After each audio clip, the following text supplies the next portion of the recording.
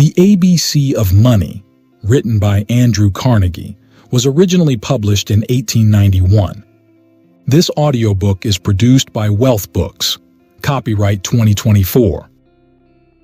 The views contained in this recording are those of the author only and do not necessarily reflect those of Wealth Books. The ABC of Money. I suppose everyone who has spoken to or written for the public has wished at times that everybody would drop everything and just listen to him for a few minutes.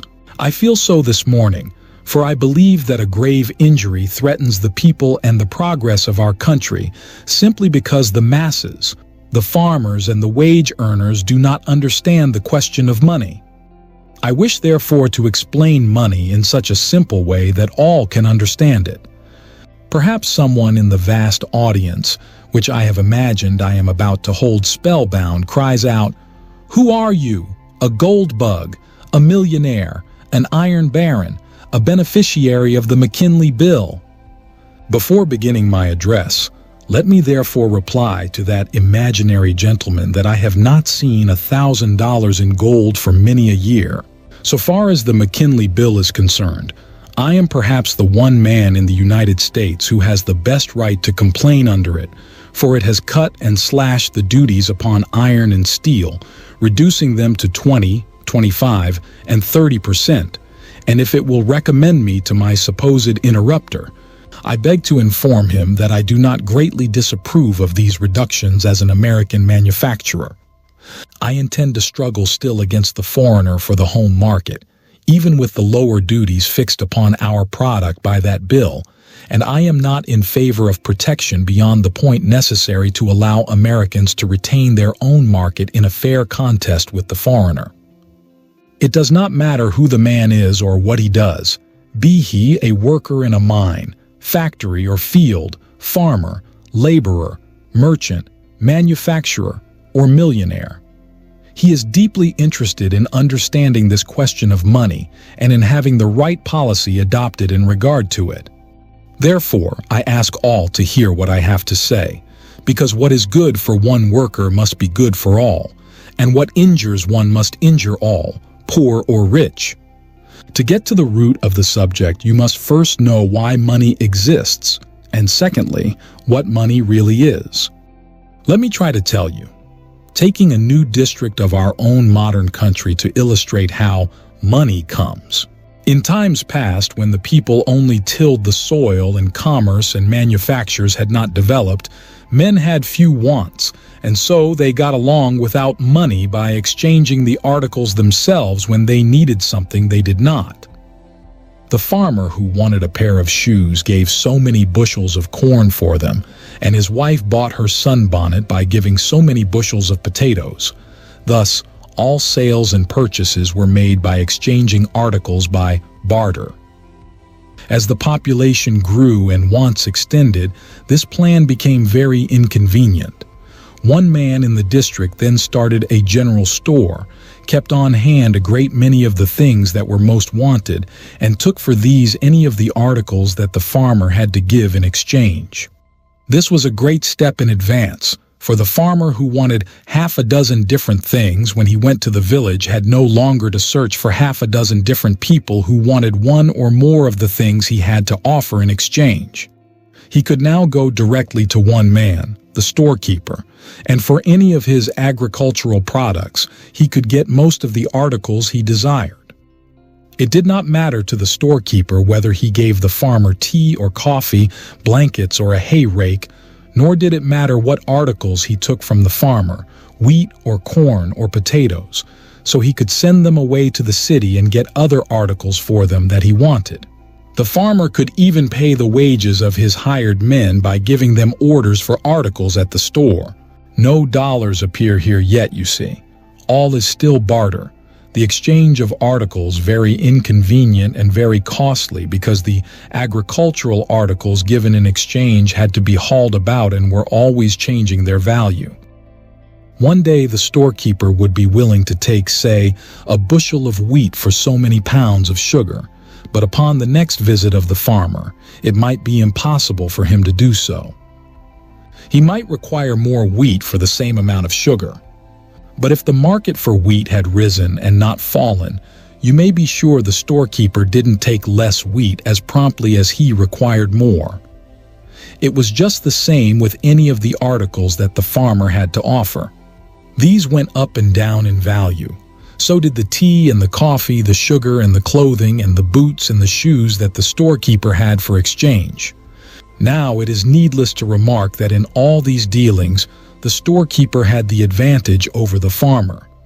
He knew the markets and their ups and downs long before the farmer did, and he knew the signs of the times better than the farmer or any of his customers could. The cute storekeeper had the inside track all the time.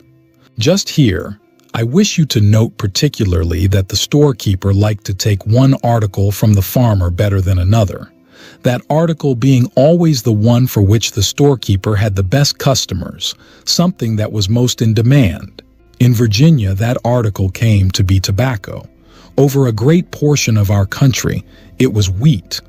Whence comes the saying, "as good as wheat"? It was taken everywhere because it could be most easily disposed of for anything else desired. A curious illustration about wheat I find in the life of my friend, Judge Mellon, of Pittsburgh, who has written one of the best biographies in the world because it is done so naturally. When the judge's father bought his farm near Pittsburgh, he agreed to pay, not in dollars, but in sacks of wheat, so many sacks every year. This was not very long ago. What we now call money was not much used then in the West or South, but you see that in its absence, experience had driven the people to select one article to use for exchanging other articles, and that this was wheat in Pennsylvania and tobacco in Virginia. This was done, not through any legislation, but simply because experience had proved the necessity for making the one thing serve as money, which had proved itself best as a basis for paying for a farm or for effecting any exchange of things. And further, different articles were found to be best for the purpose in different regions. Wheat was as good as wheat for using as money, independent of any law. The people had voted for wheat and made it their money, and because tobacco was the principal crop in Virginia, the people there found it the best for using as money in that state.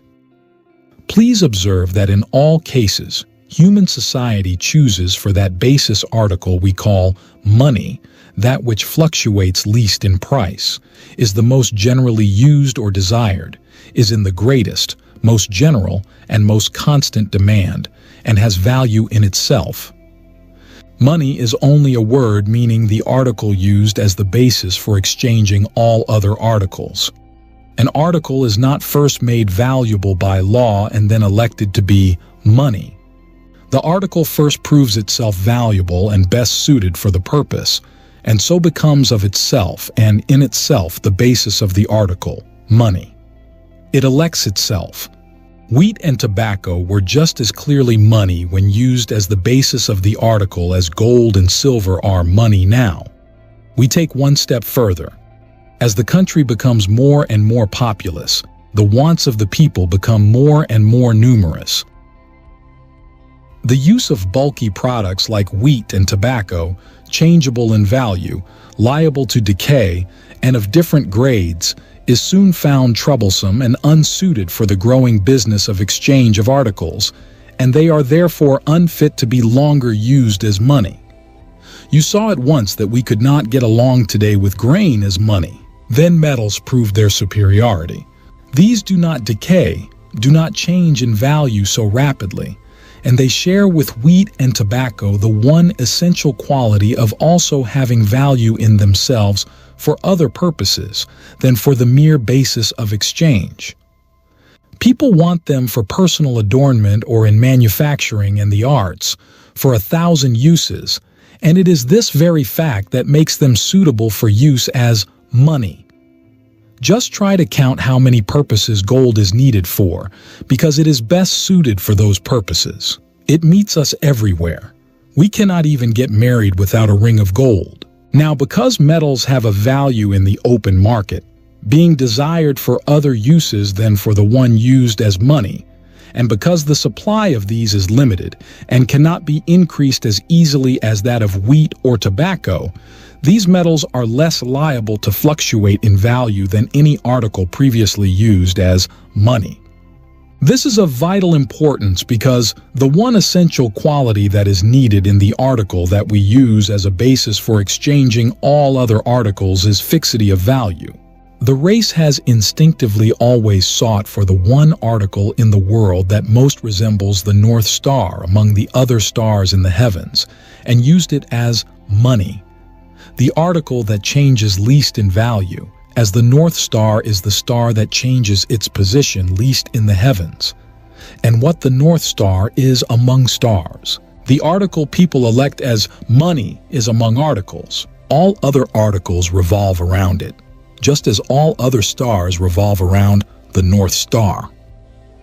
We have proceeded so far that we have now dropped all perishable articles and elected metals as our money, or rather, metals have proved themselves better than anything else for the standard of value, money.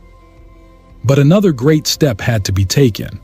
When I was in China, I received as change shavings and chips cut off a bar of silver and weighed before my eyes in the scales of the merchant, for the Chinese have no coined money.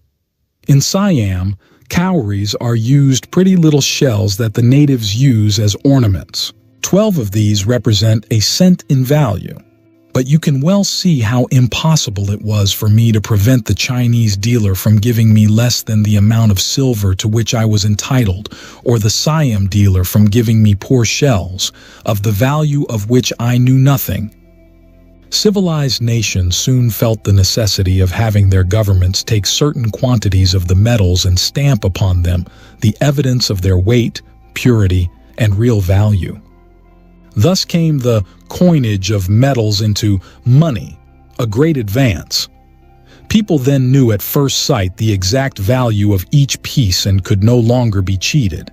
No weighing or testing was necessary. Note that the government stamp did not add any value to the coin. The government did not attempt to make money out of nothing. It only told the people the market value of the metal in each coin, just what the metal, the raw material, could be sold for as metal and not as money.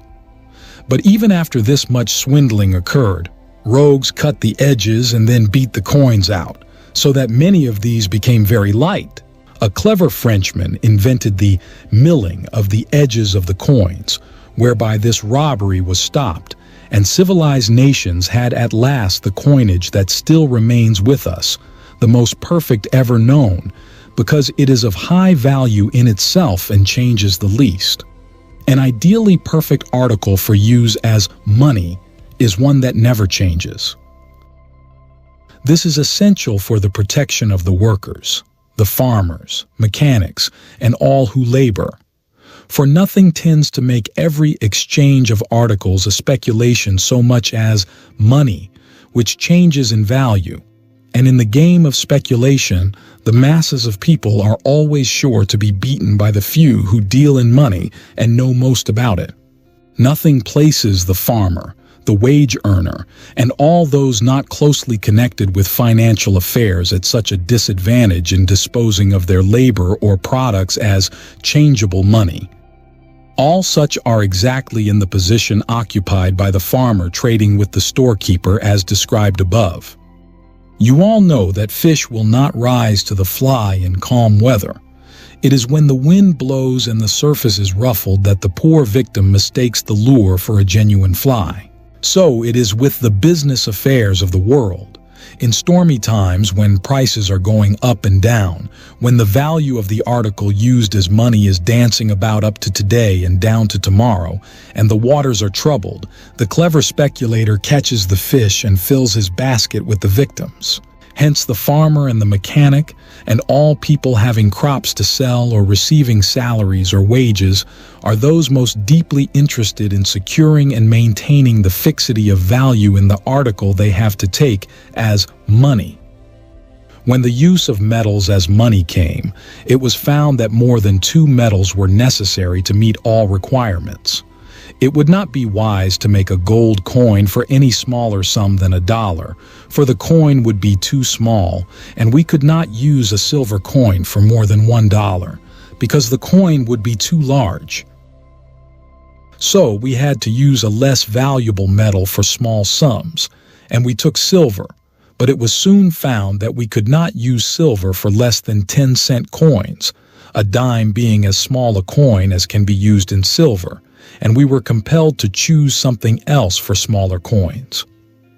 We had to take a metal less valuable than silver, and we took a mixture of nickel and copper to make 5-cent pieces, but even then, we found that nickel was too valuable to make 1- and 2-cent pieces, and so we had to take copper alone for these. The effort in regard to every coin being to put metal in it as nearly as possible to the full amount of what the government stamp said the coin was worth. Thus, for 1 cent in copper, we tried to put in a cent's worth of copper. In nickel, we tried to put in something like 5 cents worth of nickel and copper. But because copper and nickel change in value from day to day, even more than silver, it is impossible to get in each coin the exact amount of value. If we put in what was one day the exact value and copper and nickel rose in the market as metals, coins would be melted down by the dealers in these metals and a profit made by them, and we should have no coin left. Therefore, we have to leave a margin and always put a little less metal in these coins than would sell for the full amount they represent. Hence, all this small coinage is called, in the history of money, token money. It is a token that will bring so much gold. Anybody who holds 20 nickels must be able to get as good as $1 gold for them in order that these may safely serve their purpose as money. Nations generally fix a limit on the use of token money and make it legal tender for a small amount. For instance, in Britain, no one can make another take token money for more than $10, and all silver coins there are classified as token money. I cannot take any more steps forward in the development of money, because in coined milled metals we have the last step of all, but I have some things yet to tell you about it. Although one would think that in coined metal pieces we had reached perfection, and that with these the masses of people could not be cheated out of what is so essential to their well-being, honest money, yet one way was found to defraud the people even when such a coin was used. The coins have sometimes been debased by needy governments after exhausting wars or pestilence, when countries were really too poor or too weak to recover from their misfortunes. A coin is called a debased coin when it does not possess metal enough to bring into the open market the sum stamped upon the coin by the government. There's nothing new about this practice, which always cheats the masses. It is very, very old. 574 years before Christ, the Greeks debased their coinage. The Roman emperors debased theirs often when in desperate straits. England debased hers in the year 1300. The Scottish coin was once so debased that $1 was worth only 12 cents. The Irish, French, German, and Spanish governments have all tried debased coin when they could wring no more taxes directly out of their people and had therefore to get more money from them indirectly. It was always the last resort to debase the coinage. These incidents happened long ago. Nations of the first rank in our day do not fall so low. I must pause to make one exception to this statement. I bow my head in shame as I write it, the United States. Every one of its silver dollars is a debased coin. When a government issues a debased coin, it takes away all that experience that has proven to be sound in regard to money. Sound finance requires the government only to certify the real value possessed by each coin issued from its mints, so that people may not be cheated. Every time the government stamps the words $1 upon 371 1 for 4 grains of silver, it stamps a lie. Disgraceful, but too true, for the silver in it is worth not $1 but only 78 cents. Another delusion about money has often led nations into trouble. The idea that a government could make money simply by stamping certain words upon pieces of paper, just as any of you can make money by writing a note promising to pay $100 on demand. But you know that when you do that, you are not making money, but making a debt. So is any government that issues its promise to pay. And there is this about both the individual and the government who take to issuing such notes on a large scale. They seldom pay them. The French did this during their revolution, and more recently, the Confederate States made money at a great pace and issued bonds, which are now scarcely worth the paper they are printed on. Every experiment of this kind has proved that there can be no money made where there is no value behind it. Our own country issued bonds, and the people of other nations bought them for 40 cents upon the dollar, although they bore and paid interest at 6% in gold. So great was the fear that even the bonds of this country would not prove an exception to the usual fate of such securities issued during trying times. Only because the government kept strict faith and paid the interest and principal of these bonds in gold, never in silver or in any depreciated currency, has the value of its bonds advanced, and the credit of the United States has become the highest in the world, exceeding that even of Great Britain. There has never been a better illustration of the truth that, in dealing with money, as in everything else, honesty is the best policy.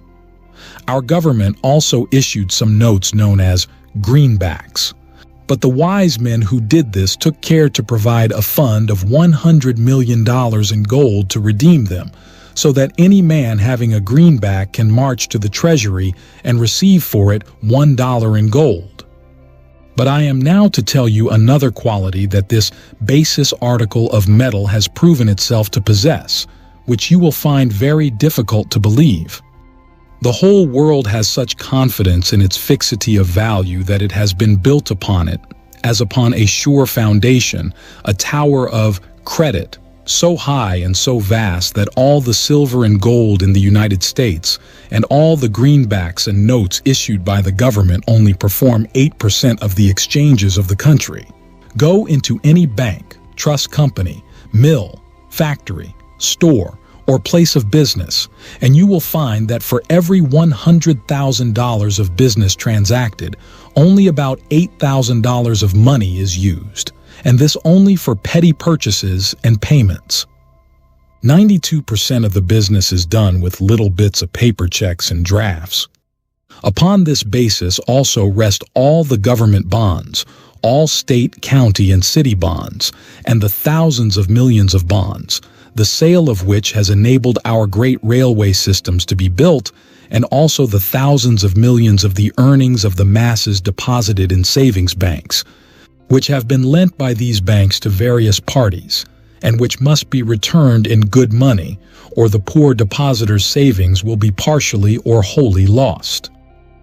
The business and exchanges of the country, therefore, are not done now with money with the article itself. Just as in former days the articles themselves ceased to be exchanged, and a metal called money was used to effect the exchanges, so today the metal itself, the money, is no longer used. The check or draft of the buyer of articles upon a store of gold deposited in a bank, a little bit of paper is all that passes between the buyer and the seller. Why is this bit of paper taken by the seller or the one to whom there is a debt due? Because the taker is confident that if he really needed the article itself that it calls for the gold, he could get it. He is also confident that he will not need the article itself. And why? Because for what he wishes to buy, the seller or any man whom he owes will take his check, a similar little bit of paper instead of gold itself. And then, most vital of all, everyone is confident that the basis article cannot change in value. Remember, it would be almost as bad if it rose in value as if it fell. Steadiness of value is one essential quality in money for the masses of people. When therefore people clamor for more money to be put in circulation, that is, For more of the articles that we use to effect an exchange of articles, you see that more money is not so much what is needed.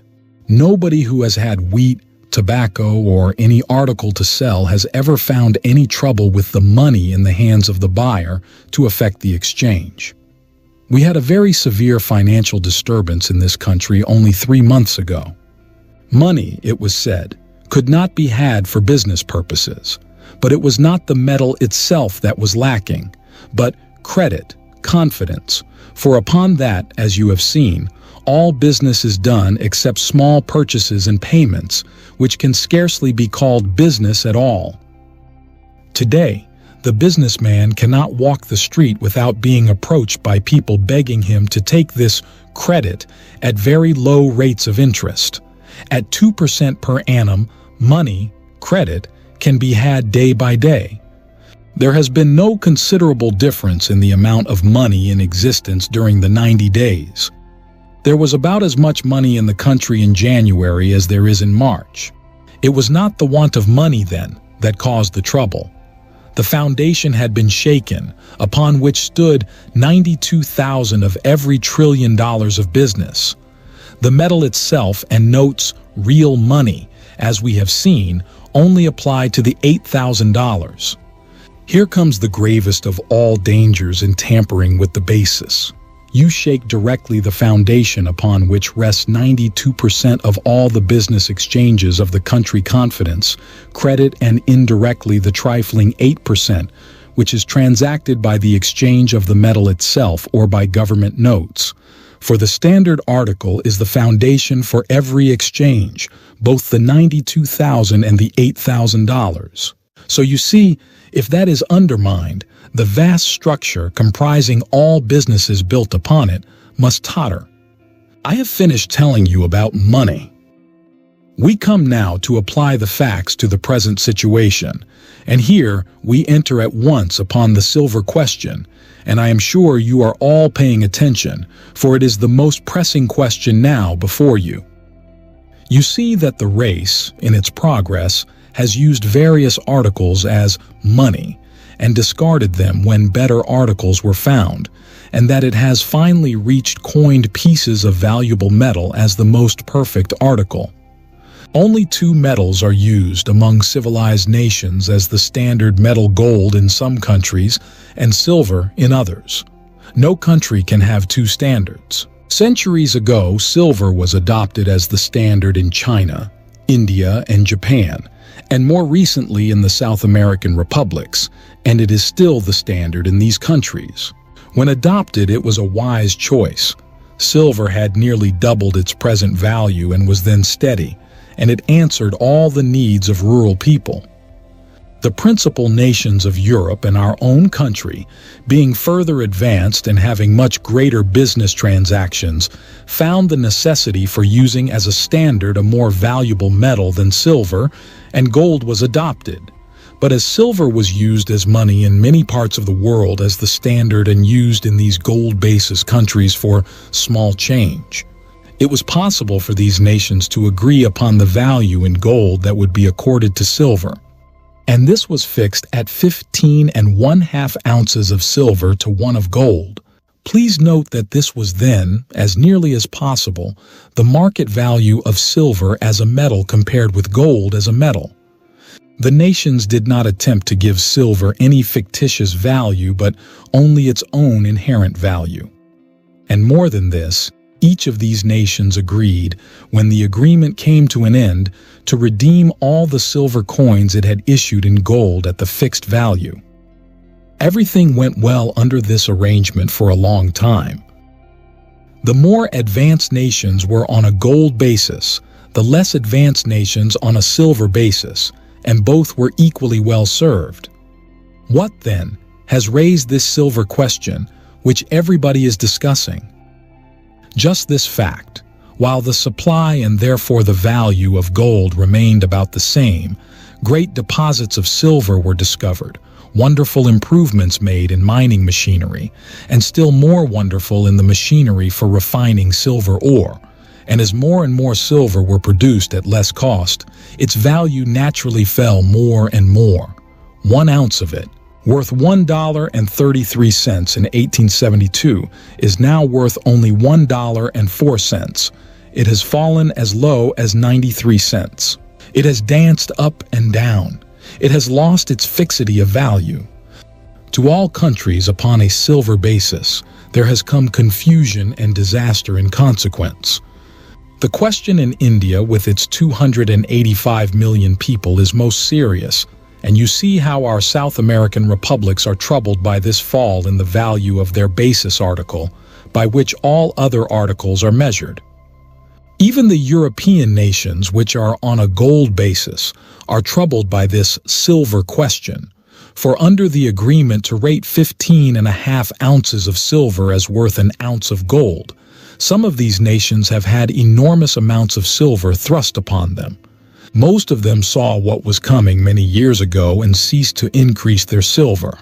Some disposed of a great deal of what they had and placed themselves strictly on a gold basis, but there are still in European countries $1,100 million of silver legal tender coins, not counting the amount of token silver money used for small changes. It is not safe to say that less than 25 ounces of it would be found equal to 1 ounce of gold if put on the market, instead of the 15.5 ounce basis upon which these countries have obtained it. All European countries have been, and are still, trying hard to escape from silver.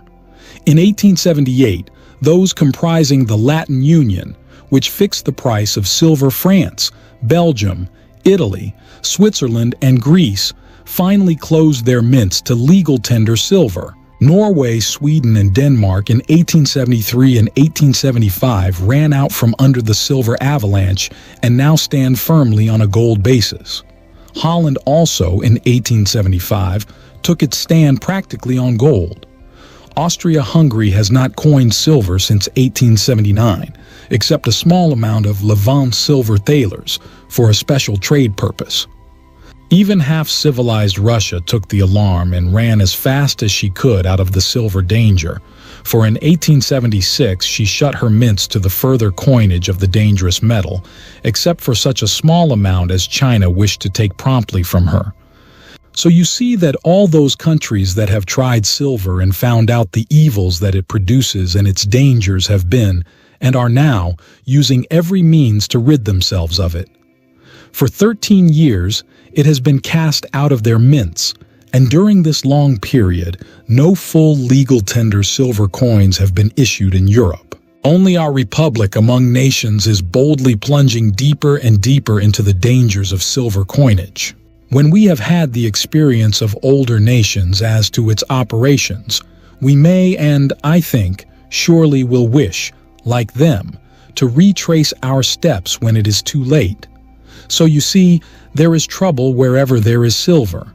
What to do with their silver, which has fallen so low in value, is a serious problem in all these countries. It hangs like a dark cloud over their future. So much has fallen in all parts of the world and disturbed everything that several conferences have been called by the nations in recent years, to which the United States has sent delegates.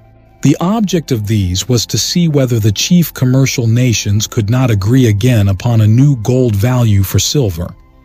But the conclusion has always been that it was too dangerous to attempt to fix a new value for silver until it could be more clearly seen what the future was to show about its supply and value, for perhaps it might fall so low that 25 or 30 ounces of it would not be worth more than an ounce of gold. No one can tell. As our country has already gone so far into the danger of having $482 million in depreciated silver, we had to confer with our neighbors in misfortune and appear as creditors, have to appear at meetings held to try to support the bad business of a failing debtor. Perhaps you are asking yourselves why, when I spoke of all the European countries in relation to silver, I did not state the amount of silver held in reserve by our principal rival, Great Britain. Listen for a moment, and then ponder over the reply. Not $1. France has no less than $650 million in silver in her bank, but every dollar of Britain's reserves is on one steady, exchangeable basis gold. The wise old bird, the dear motherland, sits upon her perch, whistling away out of all danger from this silver trouble. She has made London the financial center of the world. If anything is bought or sold in foreign lands, a draft upon London is demanded because everyone knows that, come what may, it will be paid in the best article, which cannot fall in value gold. There is no draft in Paris, Vienna, or New York for wise men. Why? Because the nations represented by these cities have become involved in great possible losses from their huge piles of silver, they may attempt, through legislation, to make drafts payable in that metal, which fluctuates so much in value. I wish the people of the United States would watch Britain carefully. She is keeping her own counsel. She is treating the silver-loaded nations with cool politeness in the conferences, which she graciously condescends to attend only because India, over which she rules, is unfortunately on a silver basis. If it were not for that, she would probably politely decline. When they talk about fixing a gold value on silver, she says that she really does not know what she will decide on the matter. What she is praying for is that the United States will continue to go deeper and deeper into silver until retreat is impossible, and she will keep her old policy, which has made her supreme in finance. Her only possible rival is not to be found in Europe but here in the United States. What a grand thing for Britain if our country could be brought down to a silver basis, forced to relinquish the one standard that can alone give a nation front rank in the financial world. Silver for the Republic, gold for the monarchy. This is what Great Britain is hoping may come to pass, and what every American should resolve never shall. Governments may pass whatever laws they please about silver. The world does not heed them. Every business transaction between nations continues to be based on gold exclusively, nothing but gold, and will continue to be so. Britain knows this and acts accordingly. I think I hear you ask indignantly, how came our country to have 312 million silver dollars in its vaults, like France, instead of having its reserves in sure gold, like our rival Britain? That is a question every farmer and every toiler should ask and demand an answer from his representative in Congress. The reason is easily given. Here is the history. Silver, as we have seen, had fallen in value and was likely to fall still more. European nations were loaded down with many hundreds of millions of dollars and all anxious to get rid of it. Owners of silver and of silver mines were alarmed. What was to be done to prop up the falling metal? Evidently, the government was the only power that could undertake the task, and towards that end, all the influence and resources of the silver power were bent with eminent success, for the masses of the people were represented as being in favor of silver. If true, they were going with the speculators against their own interests in the most direct way possible. The first act, which aimed to give silver by legislation a value, was passed in 1878. It required our government to buy at least 2 million ounces of silver every month, while all other governments had stopped coining it because it had become dangerously erratic in value. The silvermen insisted that these purchases would raise its value, but were they right? No, it did not advance in price. What was to be done then? Said these silver-tongued speculators. The trouble is, the government has not gone far enough. Only increase the amount. Let the government buy 4.5 million ounces per month of our silver instead of 2 million per month, and this will take all that the country's mines yield and more too, and so silver must advance in value. They were right in stating that 4.5 million per month are more than the total yield of the United States silver mines, and then 8 to 10 million of silver are taken and used every year for other purposes than coining into money, leaving not more than, say, 4 million per month for coinage. Many people were persuaded that if the government bought so much silver per month, the value of silver would advance. The price did advance because many of these mistaken people bought it based on speculation before the bill passed. Silver rose from 96 to 121, almost to its old rate in gold. But what has been the result since the passage of the new bill? The answer is found in the quotation for silver today. It is back from 121 to 97, and here we are again. So, instead of being free from the silver trouble, as Britain is and we should have been, these men have succeeded in unloading upon the government already $390 million of their silver, and we are getting almost as badly off as France.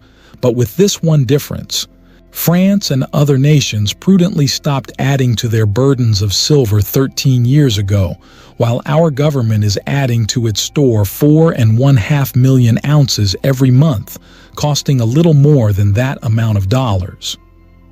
The United States is trying to ignore the changed position of silver and make it equal to gold, against the judgment of all other first-class nations.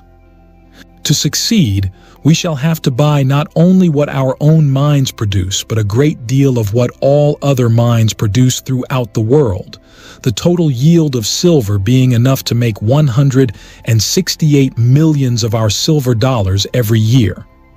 And then we must, in addition, be prepared to buy the $1,100 million worth with which European governments are now loaded down and which they are anxious to sell. So far from the government's purchases of silver having raised its value, the government could not today sell the $313 million worth in its vaults without losing some millions upon the price it has paid the silver owners for it.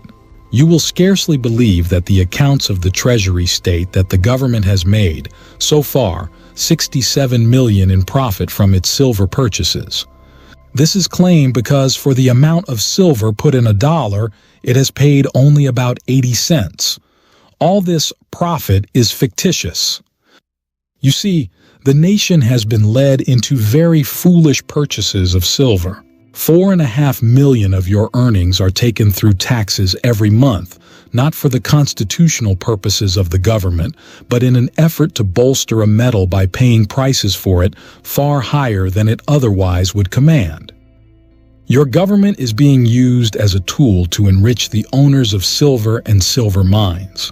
This is indeed bad, but hardly worth mentioning compared with the danger of panic and disaster it brings with it through the probable banishment of the steady gold basis and the introduction of the unsteady silver basis. The Republic had the disgrace of slavery and abolished it. Until this year, it was disgraced in the eyes of the world because it had no law that secured to others than its own citizens the right to their tertiary productions. That disgrace has passed away also, but there has come upon it the disgrace of debased coinage. The Great Republic issues dishonest coins, and it is the only nation in the world that does so, except Mexico, which still coins a little silver. But while the disgrace is upon us, the financial evils of debased coinage are yet to come.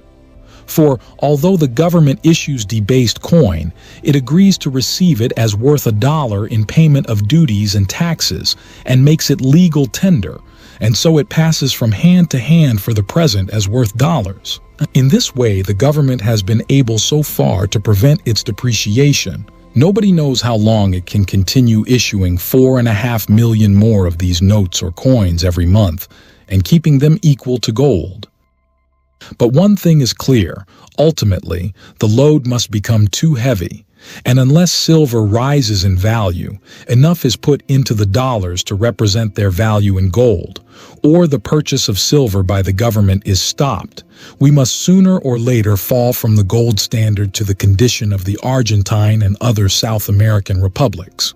This is how these silver dollars will act, which do not have enough metal to sell for dollars, when the world begins to lose confidence in the ability of the government to issue them to pay gold for them when asked. Suppose a number of you had decided to carry a huge log from the woods, and you all got under it and, bending your necks, took its weight upon your shoulders. Some doubted whether you really could stagger on under the load, and suppose 2 or 3 of you, after casting timid glances at each other, concluded you had better get from under. What would be the result? The lack of confidence would probably result in killing those who were foolish enough to remain. It is just so with this delicate question of the measure of values. A few speculators, or gold bugs, will resolve that, come what may, they will make themselves safe and get from under. Even in the minds of the most reckless, there will be some doubt whether the United States alone can take the load of the world upon its shoulders and carry it, when all the other nations together are afraid to try it, and when no nation in the history of the world has ever succeeded in giving permanent value as a standard for money to a metal that does not in itself possess that value. Mark this. Our government has only succeeded so far in doing this with its silver dollars because it has issued only a limited quantity and has been able to redeem them in gold, just as you could take a piece of paper and write on it, "This is good for $1 and I promise to pay it." That would be your fiat money. The question is, how long could you get people to take these slips for dollars? How soon would some suspicious man suggest that you were issuing too many? And then these slips would lose reputation. People would begin to doubt whether you could really pay all the dollars promised if called upon, and from that moment on, you could issue no more.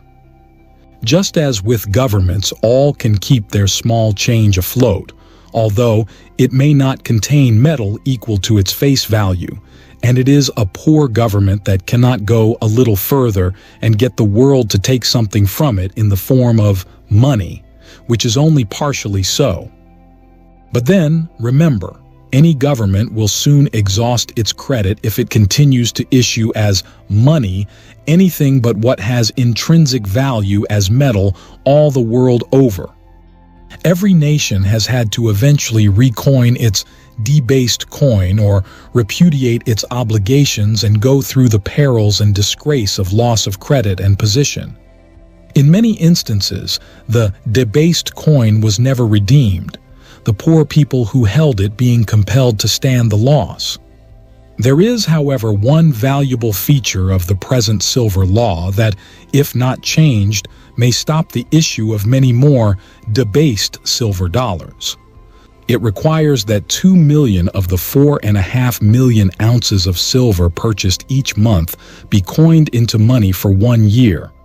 After that, only such amounts are to be coined as are found necessary to redeem the silver notes issued. As people prefer the notes to silver, little or no coinage of silver dollars will be necessary, and only silver notes will be issued. When the government ceases to coin silver dollars, it will stand forth in its true character before the people that of a huge speculator in silver, or, rather, as the tool of silver speculators, piling up in its vaults every month 4.5 million ounces, not in the form of money, but in bars. Surely this cannot fail to awaken the people to the true state of affairs and cause them to demand that the reckless speculation cease. It is in every respect much less dangerous, however, to keep the silver purchased in bullion than to coin it in debased dollars, because it renders it easier at some future day to begin the coinage of honest silver dollars, that is, coins containing the amount of silver metal that commands $1 as metal. Instead of 371 grains of silver, 450 or 460, or more or less, should be used. This is just about the amount the government gets for each dollar. No possible act of legislation that I know of would produce such lasting benefit to the masses of people in this country. But beyond material benefit, something much higher is involved: the honor of the Republic. The stamp of its government should certify only that which is true. I do not suppose that there are many men in the United States, except owners of silver, who would vote that silver should take the place of gold as the standard of value. If the people understood that the question was whether the one metal or the other silver or gold should be elected as the standard, the vote would be almost unanimous for gold. Its superiority is so manifest. Yet such is surely the issue, although the advocates of silver disclaim any intention to disturb the gold standard, saying they only desire to elevate silver and give it the position that gold has as money. But you might as well try to have two horses come in first in a race, or to have two best of anything. You might as well argue for two national flags in one country. Just as surely as the citizen has to elect the banner under which he stands or falls, so surely must he elect gold or silver for his financial standard. The standard article cannot be made to share its throne with anything else, any more than the stars and stripes can be made to share its sovereignty with any other flag in its own country. For there is this law about money: the worst drives the best from the field. The reason for this is very clear. Suppose you get in exchange a $5 gold piece and $5 in silver, and there is some doubt whether an act of Congress will really prove effective in keeping silver equal to gold in value forever. 99 people out of 100 may think that the law will give this permanent value to silver, which the article itself does not possess, but one man in 100 may have doubts about the subject. I think the more a man knows about money, the more doubts he will have. And although you may have no doubts, the fact that I have doubts, for instance, will lead you to say, well, he may be right. It is possible I may be wrong. I guess I will give Smith this silver for my groceries tomorrow and give the old lady this beautiful, bright golden piece to put by. It needs no acts of Congress. All the acts of Congress in the world cannot lessen its value. The metal in it is worth $5 anywhere in the world, independent of the government stamp. These 5 pieces of silver are worth only $3.75 as metal. Yes, I shall let Smith have the silver. Gold is good enough for me. And you may be sure Smith unloads the silver as soon as he can upon Jones. And many people will believe and act so, and the gold in the country will disappear from business, and silver alone will be seen and circulated. Every man that gets it gives it to another as soon as he can, keeping it in active circulation, and every man that gets a bit of gold holds it, thus keeping it out of circulation. So instead of having more money, if we go in and try by law to force an artificial value on silver in order to use it as money, we will really soon have less money in circulation. The 700 million ounces of gold, which are now in circulation and are the basis of everything, will speedily vanish.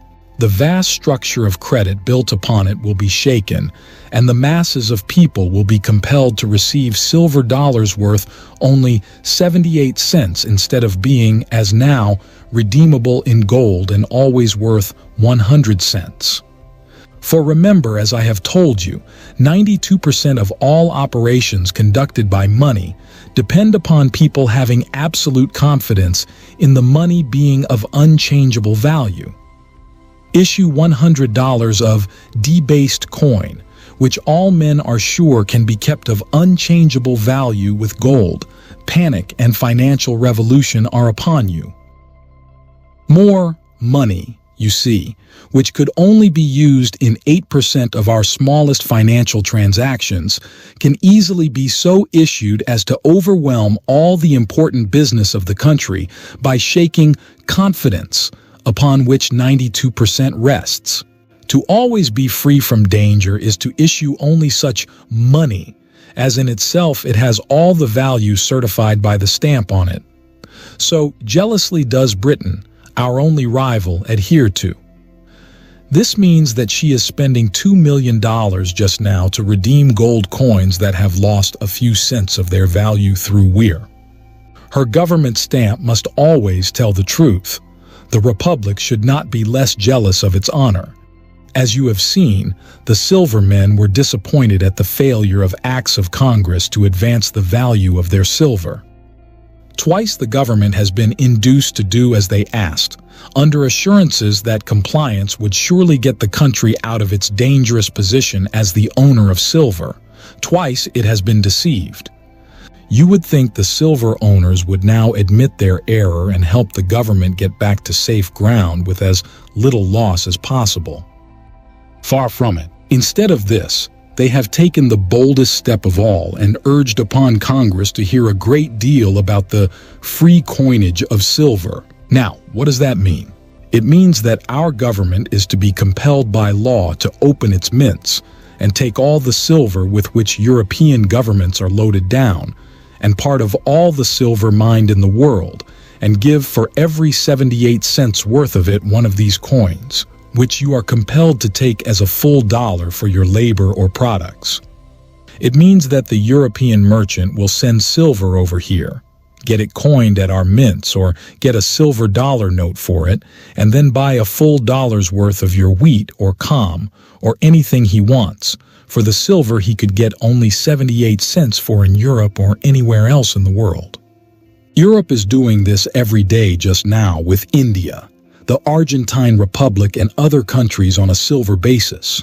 The British merchant buys wheat in India on a depreciated silver basis, takes it to Europe and sells it on a gold basis. He has thus to pay so little for Indian wheat that it has become a dangerous competitor to our own in Europe, which it could not be except that by the fall in silver, the Indian farmer gets so little value for his products. It has only been a few months since the new silver bill was passed, requiring the government to more than double its purchases, and already $8 million more of silver than we have exported have been sent into this country from abroad, something unknown for 15 years, for we have always exported more silver than we have imported. Now we are buying all our own mines and being burdened with some from Europe, for which we should have received gold. In 18 days of the month of April, we have sent abroad $9 million in gold, so that under our present silver law, you see, Europe has already begun to send us her depreciated silver and rob us of our pure gold, a perilous exchange for our country and one that should fill our legislators with shame.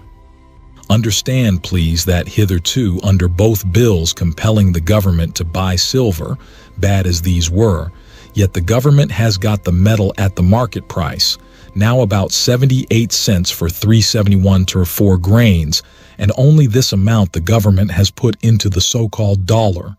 Under free coinage, all this will change. The owner of the silver will then get the dollar for 78 cents worth of silver. For pure, cool audacity, I submit that this proposition beats the record, and yet when the Farmers' Alliance shouts for free coinage, this is exactly what it supports, a scheme to take from the people 22 cents upon each dollar and put it into the pockets of the owners of silver. Surely you will all agree that if 78 cents worth of silver is to be made into a dollar by the government, then the government, and not the silver owner, should get the extra 22 cents profit on each coin if it succeeds. The government needs it all, for as I told you before, the silver bought by the government only at market value could not be sold today without a loss of millions. If the free coinage of silver becomes law, our farmers will find themselves just in the position of the Indian farmer, and yet we are told that they are in favor of silver. If this is true, there can be only one reason for it. They do not understand their own interests. No class of our people is so deeply interested in the maintenance of the gold standard and the total sweeping away of silver purchases and debased coinage as the farmer. Too many of his products are sold in countries that are on the gold standard.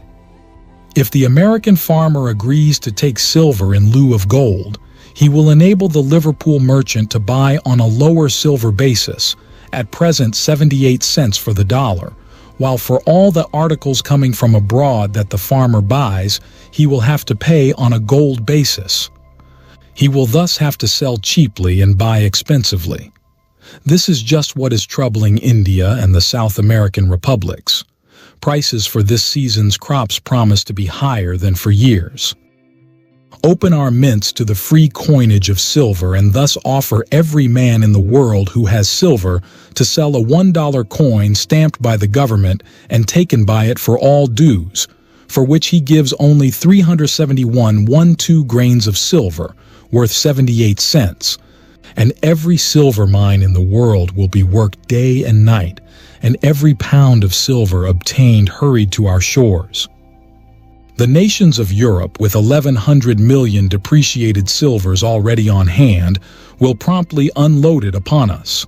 They will demand gold from us for all that we buy from them, and thus rob us of our gold while we take their silver. With free coinage in sight, we shall fall from the gold to the silver basis before the bill is passed. The last words of the late lamented Secretary Wyndham will prove true. Probably before the swiftest ocean greyhound could land its silver cargo in New York, the last gold dollar within reach would be safely hidden in private boxes and in the vaults of safe deposit companies, to be brought out only by a high premium for exportation. It is a dangerous sea upon which we have embarked. You should ask yourselves why you should endanger the gold basis for silver. Does anyone assert that the silver basis would be better for you or for the country? Impossible. No one dares go as far as this. All that the wildest advocate of change ventures to say is that he believes that silver could be made as good as gold. Everybody knows that nothing could be made better. Let us ask why anyone but the owner of silver should wish for silver to be made artificially or anything else than intrinsically. What benefit does it to anyone, except the owner of silver, that the metal silver should not remain where natural causes place it, like the metals copper and nickel? Why should it be credited with anything but its own merits? There was no prejudice in the mind of anyone against it. It has had a fair race with gold. The field is always open for it, or for any metal, to prove itself better suited for the basis of value. If silver became more valuable in the market and steadier in value than gold, it would supplant gold. Why not give the position to the metal that wins in fair competition? Gold needs no bolstering by legislation. It speaks for itself. Every gold coin is worth just what it professes to be worth in any part of the world. There is no doubt about it. There is no possible loss, and equally important, there is no possible speculation. Its value cannot be raised and cannot be depressed. The speculator, having no chance to gamble upon its ups and downs, does not favor it. But this is the very reason you should favor that which gives you absolute security of value all the time. Your interests and the interests of the speculator are not the same.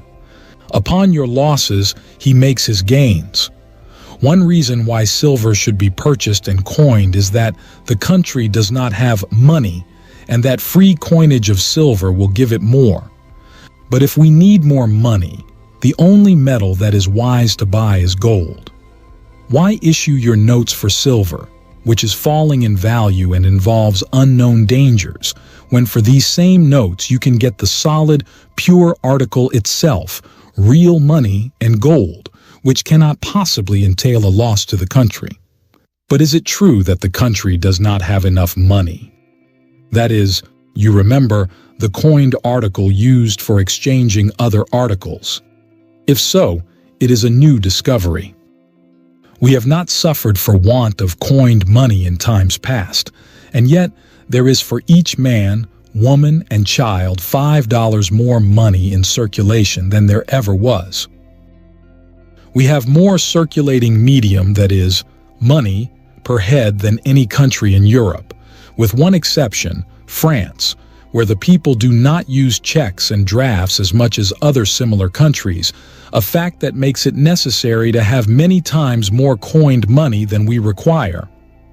Still, there is little objection to having just as much coined money as is desired, provided it is not debased but honest money, and the only way to be sure of that is to buy gold and coin it into money, not silver, whose future value is so doubtful and whose purchases have so far been a losing speculation. Ask the advocate for more money why gold is not the best metal for the government to buy and coin into money for the people, and see what he has to say. Gold is as much an American product as silver. Our mines furnish more than $2 million of it every month. He could have no objection except that this would not tend to keep up the price of his own product, silver. He could not deny that it would provide safer money for the people. There is another plea urged on behalf of silver. Many public men tell us that silver coinage is in the air, that people want it because they think that it will make money cheap, and that silver being less valuable than gold, the debts of people could be more easily paid. But let me call your attention to one point just here. The savings and property of the people could only be reduced in value if the gold standard fell. As long as all government notes are kept equal to gold, no matter what amount of silver the government buys or coins, the slightest change is not possible. Only after the financial crisis had come, the gold standard had gone down in the wreck, and every dollar of gold was withdrawn and held for high premiums, could any change occur to favor one class or another. If any man is vaguely imagining that he is to save or make in some way by the government becoming involved in trouble with its debased silver coin and silver purchases, let him remember that, in order that this vain expectation can be realized, there must first come to his government a loss of ability to make good its determination to keep its silver dollar equal to gold, when gold would at once vanish and command a premium. A wise Secretary of the Treasury has truly foretold the result. This sudden retirement of $600 million of gold with the accounting panic would cause contraction and commercial disaster unparalleled in human experience, and our country would at once step down to the silver basis, when there would no longer be any inducement for coinage, and silver dollars would sink to their bullion value. The man who tries to bring about this disaster in the hope of profiting from it is his twin brother, who would wreck the express train for the chance of sharing its contents, or would drive the ship of state on the rocks for the chance of securing a part of the wrecked cargo. He is a wrecker and a speculator. His interests are opposed to the interests of the toiling masses. Again, we are constantly told that the masses of people favor free silver coinage, or at least uphold the present silver laws, because they have received the impression, somehow or other, that the more silver there is coined, the more money will come to them. Let us look into that. When the government buys silver bullion, it gives its own notes or silver dollars for it. Who gets these? The owners of the silver bullion. How can these be taken from their pockets and put into the pockets of the people? From what we know of the silver men, we cannot expect them to present many of their dollars to anybody. It will only be when they buy the labor or the products of the people that they will give these dollars at the value of 100 cents, which has cost them only 78. Will they give more of these 78 cents than they would have to give 100 cents for the same labor or products? No, not until or unless the effort of the government to give an artificial value to silver broke down and our money lost value, when a dollar might not be worth half a dollar in purchasing power. Calculated upon gold value, they would always give less value than before. How, then, can the working people or the farmers benefit? It is the owners of the silver who will give the government 78 cents worth of bullion and get a dollar for it who will make the profit. Surely, this is clear. Up to this time, the dollar that the farmer or working man receives is still worth a dollar because the government has been able, by trying hard, to keep it worth it. But when free coinage of silver comes, the silver dollar must fall to its real value of 78 cents, and the farmer and working man will be defrauded, so that the interests of the farmer, mechanic, laborer, and all who receive wages are that the money they get should be of the highest value and not cheap gold and not silver. Up to this time, we have held fast to gold as the standard. Everything in the United States is based on gold today. All silver notes or coins are kept equal to gold. Has that been a wise or an unwise policy? Would it now be best to let the gold standard go to which the advanced nations cling, and especially Britain, and adopt the silver standard of our South American neighbors? With the solid rock of gold as our basis, we have built up the wealthiest country in the world and the greatest agricultural, manufacturing, mining, and commercial country ever known. We have prospered beyond any nation the sim ever shone upon. In no country are the wages of labor so high or the masses of the people so well off. Shall we discard the gold basis or even endanger it? This is the question before the people of the United States today. The New York Evening Post is a free trade organ, but it has recently said that it would rather be the party to pass 10 McKinley bills than one silver bill, such as was urged. And I, a Republican and a believer in the wisdom of protection, tell you that I would rather give up the McKinley bill and pass the Mills bill.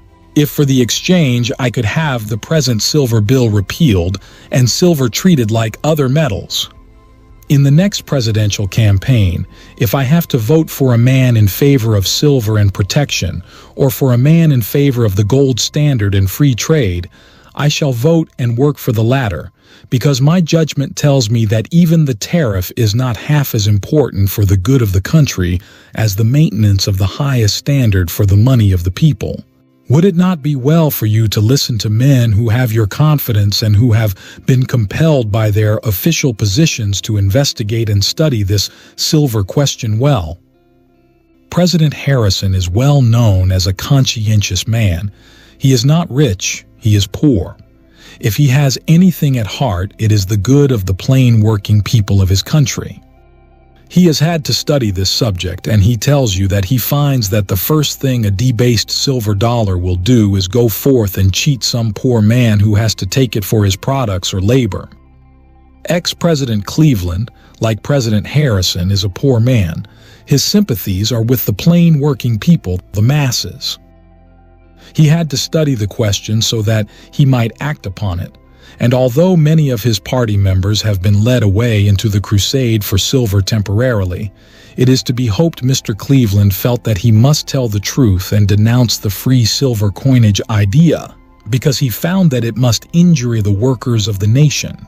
His recent letter gives another proof that he is a natural leader of men, a brave man and not a coward. His personal prospects, which he weighs, are not against the true welfare of the toilers who once made him president. In addition to these, no abler, purer, or grander Democrat ever managed the finances of this nation than Mr. Manning. No abler, purer, or grander Republican ever did so than Mr. Windom. These men were friends of the masses, if ever the masses had friends. Both had to investigate the silver question so that they might learn what was best and act so as to promote the permanent welfare of the people. Both became deeply concerned about the impending danger of debased money and used all their powers to stop representatives in Congress from forcing the government to imperil the interests of the working man, who must have the best money for his labor or products or be the prey of speculators. These great men, two of them exalted to the highest political office upon earth by your suffrages, had and have at heart only the good of the many as against the possible enrichment of the few. These political opponents, as they were or are, that they should agree upon this question must surely give every farmer, mechanic, and working man in the United States grave reason for believing that they, and not the advocates of silver, are his wisest counselors. I close with one word of advice to the people. Unless the government ceases to burden itself month by month with more silver, or if the free coinage of silver is seriously entertained, avoid silver. When you lay by anything, let it be in gold. When you deposit in the savings bank, let it be a gold deposit. Therefore, ask the bank to give you a gold receipt. There is no use in the poor taking any risk. If you do not act promptly, you will find no gold left for you. The speculators and those closely identified with business will have it all. It is a fact full of warning that no bonds could be sold to advantage today that were not made, especially payable in gold. There is danger ahead. Whatever happens, you can sleep soundly on gold. Silver will bring bad dreams to wise men. Our government can do much. It is very strong, but there are two things that it cannot do. It cannot, by itself, permanently give silver a higher value than it possesses throughout the world as metal, though this is what it is trying to do, and it cannot lessen the value of gold. Someday, perhaps, you will have reason to thank me for the advice I have given you, although I hope not. Do not think, however, that I despair of the Republican ever. Even if dragged into the difficulties inseparable from silver and matters become as bad with us as they are today in the Argentine Republic, where one gold dollar is worth 2.5 currency dollars, there is no occasion to fear the final result. The good sense of the people will restore the gold basis after a time, and the Republic will march on to the front rank among nations, but the silver experiment will cost much. And it is better that the direct loss falls as much as possible upon the few of the wealthy class than upon the masses of people. At best, the latter must suffer. Most moneyed men know better than others how to protect themselves. All this loss, I am sure, the people would prevent if they could only be made to understand the question. For their interests, far more than those of the rich, lie with honest money, and their wishes have only to be expressed to their representatives to prevent the threatened crisis. Silver, owing to changes in value, has become the tool of the speculator. Steady, pure, and unchangeable gold has ever been, and never was so much as now, the best instrument for the protection of the masses of people.